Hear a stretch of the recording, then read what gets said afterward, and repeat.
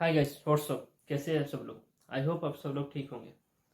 Guys, आज मैं Siddharth Sahu discuss करने वाला हूँ। एक लॉन्ग डिस्कशन होगा हमारा और शॉर्ट वीडियो नहीं है। आज मैं लॉन्ग वीडियो ला रहा हूँ आपके लिए, एक नया स्ट्रैटेजी के साथ, एक नया रूल के साथ। एंड आज हम डिस्कस करने वाले हैं कि इंग्लिश के बारे में, कि इंग्लिश क्यों इतना, हमारा माइंडसेट क्या है इंग्लिश को लेकर, और कैसे हमें इंग्लिश स्पीकिंग को इम्प्रूव करना है। मेरा स्ट्रैटेजी क्या था, मैं कैसे इम्प्रूव किया अपने इंग्लिश को, और मैं क्या क्या रोज़ करता हूँ वो आपको बताया जाऊँगा, जिसके कारण आपका भी फ़ायदा होगा और मेरा भी फ़ायदा होगा। तो लेट्स स्टार्ट आवर जर्नी।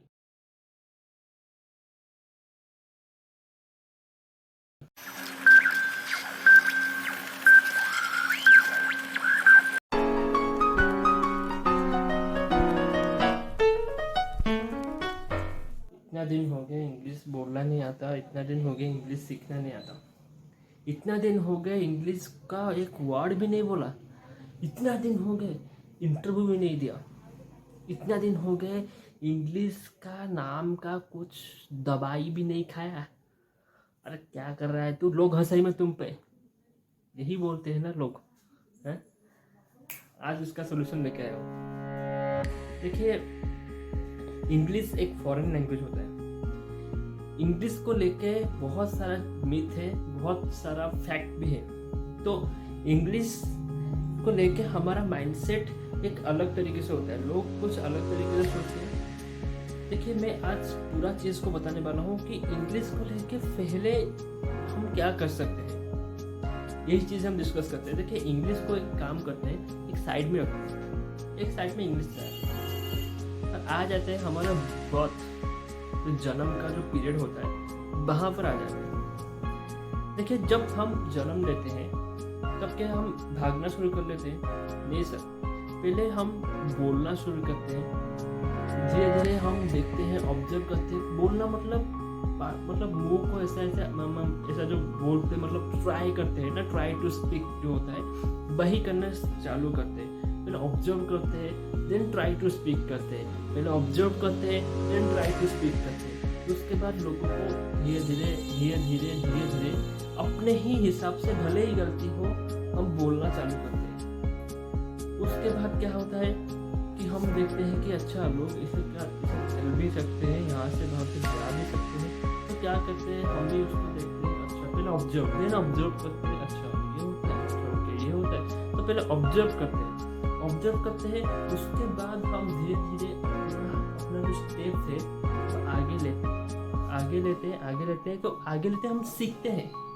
पहले ऑब्जर्व करते हैं, उसके बाद सीखते हैं, देखते हैं, पहले ऑब्जर्व देखते हैं, उसके बाद सीखते हैं, और सीख के हम आगे बढ़ते हैं। उसके बाद चलना, अगर जब हम प्रो हो जाते हैं, प्रैक्टिस के एक्सट्रीम लेवल पर पहुंच जाते हैं, तब हम भागना शुरू करते हैं। तो भागना जो होता है ना, वो एक एक्सट्रीम लेवल होता है, प्रो लेवल होता है। मतलब आपको चलना आ गया है, अब आप भाग सकते हैं, कहीं पे जगह पे आप चल सकते हो, बिना कोई दिमाग लगाने की कोई भी जरूरत नहीं है।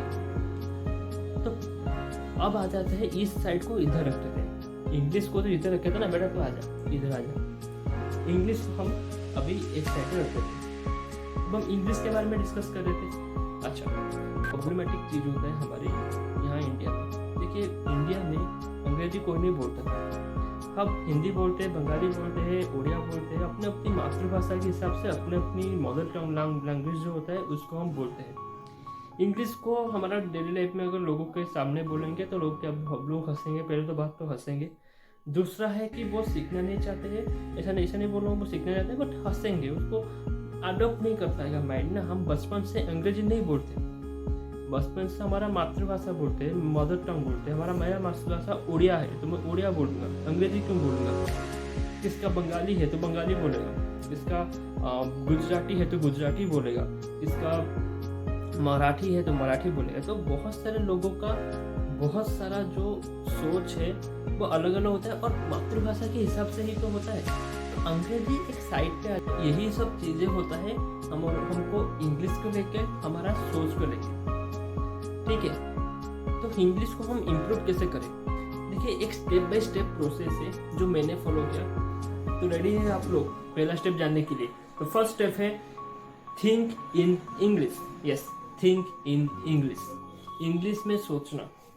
अच्छा, इंग्लिश में हम कैसे सोचते हैं? अच्छा, जनरली तो हम उड़िया में सोचते हैं या फिर हमारा मदर लैंग्वेज में सोचते हैं। मेरा उड़िया है इसलिए मैं ज़्यादा उड़िया बोल रहा हूँ। उड़िया में वैसा कुछ नहीं है, हमारा हिंदी भी होता है, गुजराती भी होता है, मराठी भी होता है, बहुत सारे लैंग्वेजेस होता है इंडिया में।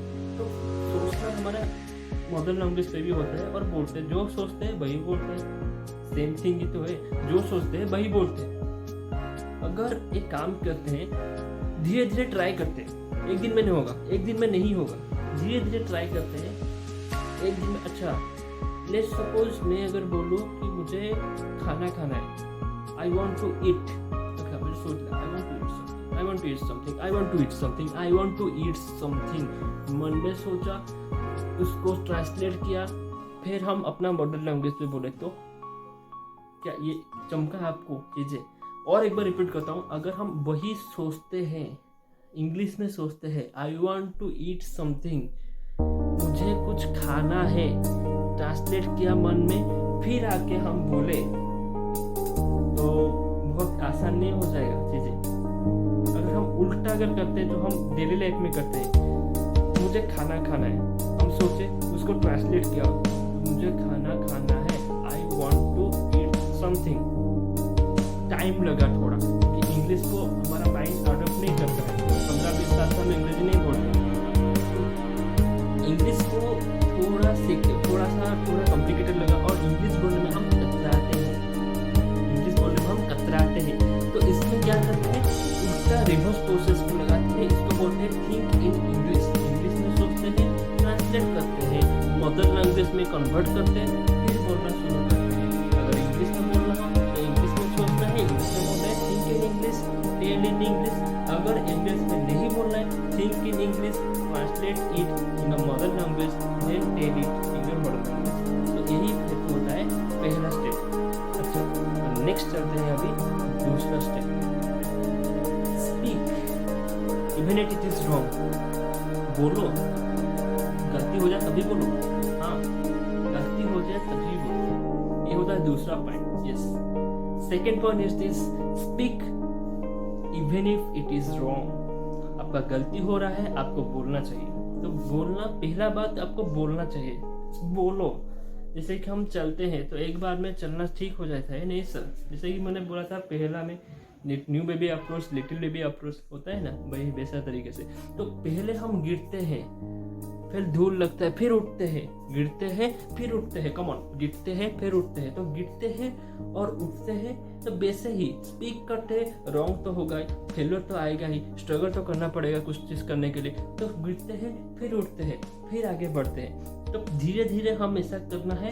और स्पीकिंग क्वालिटी धीरे धीरे एक बार में नहीं आता है, एक दिन में नहीं आता है, उसको बार बार करना पड़ता है। तो स्पीकिंग पहले गिरते हैं तो पहला इंग्लिश बोलने के हम जब ट्राई करने वाले हैं तो पहला रॉन्ग आएगा, पहला रॉन्ग आएगा। पहले हम थोड़ा मतलब आधा अधूरा टूटा फूटा इंग्लिश जो होता है वो बोलते हैं। ओके, उसके बाद क्या होता है, तो धीरे धीरे हम सीखने की कोशिश करते हैं। तो पहले गिरो फिर सीखो। मैंने ये किया था, मैं भी गिरा था। इस वेरी जो टाइम था मेरा, जो मैं 3 साल या फिर 2 साल से अंग्रेजी ही बोल रहा हूँ, मतलब अंग्रेजी बोलने की मतलब अंग्रेजी बोल रहा हूँ in the sense of what, अंग्रेजी बोल रहा हूँ मतलब मैं ऐसा मुझको ट्रेन किया हूँ कि अगर मेरे सामने कोई अंग्रेजी का बंदा आ गया तो मुझे कुछ अंग्रेजी में कुछ बंदा बोलने लगा तो ऐसा मैं अटकूँ ना, मैं बोल सकता हूँ, ऐसा सीख रहा हूँ मैं। तो ये चीज़ों को मैंने धीरे धीरे करके सीखा। तो एक बार मैंने ये सीखा, मैंने बहुत ही स्ट्रगल खा के, बहुत ही ठोकरे खा के ये सीखा हूँ। तो आपको बोल रहा हूँ, तो ये सेकेंड पॉइंट को याद रखना, speak even if it is wrong. Yes, मैंने बोला था ना, पहले गिरो, गिरते हैं, हाँ गिरते हैं, फिर चलते हैं, फिर उठते हैं, फिर चलते हैं, गिरते हैं, फिर उठते हैं, फिर चलते हैं, गिरते हैं, फिर उठते हैं, फिर चलते हैं। तो गिरना उठना क्या होता है, हैबिट ही तो होता है। अब तो चलते हैं धीरे धीरे, कंसिस्टेंसी तो बजाय रखते हैं ना, कॉन्टिन्यूस प्रोसेस ही तो होता है। तो वही होता है हमारा थर्ड पॉइंट कि make a habit, make it is a practice. Guys, आपको पता है practice makes a mind perfect. आप काम करते रहोगे, एक दिन आ जाएगा आप प्रो बन जाओगे। और ये हो सकता है आप जब से आप चलना सीखे हैं, आप लोग डिक्टेटिव अप्रोच में अगर मैं बोल रहा हूँ तो आप चलना सीखो, कैसे सीखो आप, गिरे हो उसके बाद तो सीखे हो ना। तो आज माइंड तो नहीं लगाना पड़ता है ना चलने के लिए, आसानी से चल लेते हो। तो वैसा चीज़ होता है, make it on a habit. आप हैबिट बनाओ, आपका प्रैक्टिस करना चाहिए, आपको हैबिट बनाना चाहिए। तो मैंने इसको हैबिट बनाया, हैबिट में ही फलाफल आता है, हैबिट में ही रिजल्ट आता है। तो हैबिट बनाकर उसको आगे बढ़ना है, हमें हैबिट में उसको कन्वर्ट करना है। तो उसका थर्ड पॉइंट जो है, make it on a habit, make it on a practice. Third point, let's go for the fourth point. The next one होता है, क्या होता है, always learn a new word. हाँ, always learn a new word. हर दिन कुछ नया सीखने की कोशिश करो। आज भी मैं अंग्रेजी का बुक पढ़ता हूँ, आज भी मैं अंग्रेजी थोड़ा थोड़ा सीखने की कोशिश करता हूँ कि क्या हो रहा है और कुछ एक्स्ट्रा सीख सकता हूँ क्या। छोटी से छोटी चीज़ भी हो, छोटी से छोटी चीज़ से लेकर बड़ी से बड़े चीज़ तक ऑलवेज मैं लर्न करता हूँ, आज भी लर्न करता हूँ। और लर्न करना चाहिए, हर दिन आपको सीखना चाहिए। देखिए, ये जैसे कि मैंने बोला था, ये फॉरेन लैंग्वेज है, ये हमारा मदर टंग नहीं है। तो उसको बोलने के लिए हमें रोज़ नहीं बोलते, अगर रोज़ बोलते तो इतना ये हैबिट हो जाता। तो हमें हैबिट को बनाने के लिए उसको रोज़ काम करना है, जैसे कि मैंने 3 पॉइंट में बताया था। और चौथा पॉइंट जो है, उसको कंसिस्टेंसी में मेंटेन करना है, आगे बढ़ना है, धीरे धीरे करके हमें उसको सीखना है। तो यही चीज़ होता है लास्ट पॉइंट। और मेरा फोर्थ पॉइंट है, always learn a new word, always learn a new English, new word, so that we can understand it properly। कुछ अच्छे से हमें समझा जा सकता है, अच्छे से हम बोल सकते हैं, हम सीख सकते हैं। अगर हर रोज़ हम बेटर बना सकते हैं तो दूसरे से हम 2 कदम आगे तो रह सकते हैं। तो यही होता है वो 4 पॉइंट, जिसके कारण हमें अंग्रेजी में बोलना है, अंग्रेजी को सीखना है और अंग्रेजी को धीरे धीरे इम्प्रूवमेंट करना है। यही होता है वो 4 स्टेप। तो ऐसा करने से मैं पर्सनली यही 4 पॉइंट को फॉलो किया हूँ और मुझे रिजल्ट आया है। I got a success from that, I got a success. तो यही जो 4 पॉइंट है, आप इसको पहले नोट डाउन अगर करना चाहते हो तो नोट डाउन कर लीजिए। और आपको अगर वीडियो को रिवाइंड करके देखना है तो रिवाइंड कर लेते हैं, बट रिवाइंड करने की ज़रूरत नहीं है, उसका मैं समय दे दूंगा। तो पहला चीज़ जो होता है हमारा, think in English, think in English. पहला पॉइंट जो होता है, पहला होता है थिंक इन इंग्लिश। दूसरा पॉइंट जो होता है, always speak even if it is wrong. गलती हो तो भी बोलो, गलती हो तो भी बोलो। मैंने बोला था, गिरोगे उठोगे, गिरोगे उठोगे, बस चलना ही चलना है, बस आगे ही बढ़ना है। तो यही होता है हमारा second point. Third point, make it on a habit, habit में बदलना है, प्रैक्टिस करना है, रोज बोलना है। चौथा point, always learn a new word, हर दिन कुछ नया सीखना है, नया करना है, नया सीखना है। तो ऐसा करने से क्या होगा कि धीरे धीरे हमारा माइंडसेट में इम्प्रूवमेंट आने की कोशिश होगा और हम धीरे धीरे करके इस चीज़ों को हम सीखते जाएंगे और इंग्लिश को भी हमारा काबू में ला सकते हैं। तो हम रुकेंगे नहीं किसी के आगे। उसका नाम सुना है, रुकेंगे नहीं, ऐसा नहीं। अच्छा ठीक है, तो ऐसा होता है। तो यही जो 4 पॉइंट होता है, उसको प्लीज नोट डाउन कर लेना। समरी दे दिया हूँ, आप समरी दे देना। और अगर आपको कुछ भी डाउट है तो कमेंट बॉक्स में लिखना कि यही हो रहा है और उसका इम्प्रूवमेंट क्या क्या हो सकता है, इस वीडियो का इम्प्रूवमेंट आप प्लीज़ कमेंट बॉक्स में डाल देना। अगर आपको ये पसंद आया तो लाइक कीजिए, शेयर कीजिए, सब्सक्राइब कीजिए। अगर आपको अच्छा लगा, शेयर भी कर लीजिए, उसके साइड में है, शेयर भी कर लीजिए। तो चलते हैं, thank you so much. And आपको और मैं काम करता हूँ, आपको पॉइंट डिस्क्रिप्शन में दे देता हूँ, और ज़्यादा हेल्प हो जाएगा। चलो, customer service is very very important. Yes, thank you so much guide, keep hustling and keep motivating. और 4 पॉइंट को याद रख लेना यार, बहुत इंपॉर्टेंट है। अच्छा चलो ठीक है, थैंक यू सो मच।